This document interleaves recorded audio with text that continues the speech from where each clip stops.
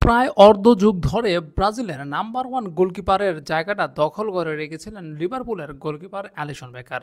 বিশ্বের অন্যতম সেরা এই গোলকিপারের উপর আস্থা ছিল ব্রাজিলের।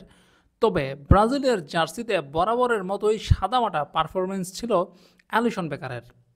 সেই অ্যালিসন বেকার অবশেষে বেকার হতে চলছেন। তিনি অবশেষে ব্রাজিলের নাম্বার ওয়ান স্পটটা হারাতে চলছেন বেন্তোর কাছে। নতুন কোচ ডুরিবাল জুনিয়রের অধীনে ব্রাজিল সর্বপ্রথম যে দুইটা প্রীতি ম্যাচ খেলেছিল তার মধ্যে একটা ছিল ইংল্যান্ডের বিপক্ষে এবং একটা ছিল স্পেনের বিপক্ষে। সেই দুইটা ম্যাচে অ্যালিসন এবং অ্যাডারসনের অনুপস্থিতিতে বেন্তো অসাধারণ পারফর্ম করেছিলেন, যা মন জয় করে নিয়েছিল সাধারণ ভক্ত থেকে শুরু করে কোচিং স্টাফের সবার। সেই বেন্তো এবার ব্রাজিলের কোপা আমেরিকার সেই ব্যান তো এবার কোপা আমেরিকায় ব্রাজিলের স্টার্টিং একাদশের গোলকিপার হতে যাচ্ছেন, এমনটা জানিয়েছে ইএসপিএন ব্রাজিল।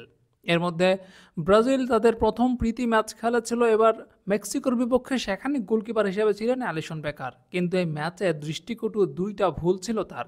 একটা ভুলে তিনি গোল হজম করেছেন, অন্যটা ভুলে ভাগ্যক্রমে গোল হজম করতে হয়নি তাকে, ভুল পাস দিয়েছিলেন প্রতিপক্ষ প্লেয়ারের কাছে।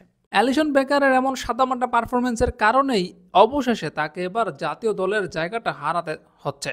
নতুন কোচ ডুরিবাল জুনিয়রের একটাই সমাধান, দলে টিকে থাকতে হলে পারফর্ম করতে হবে।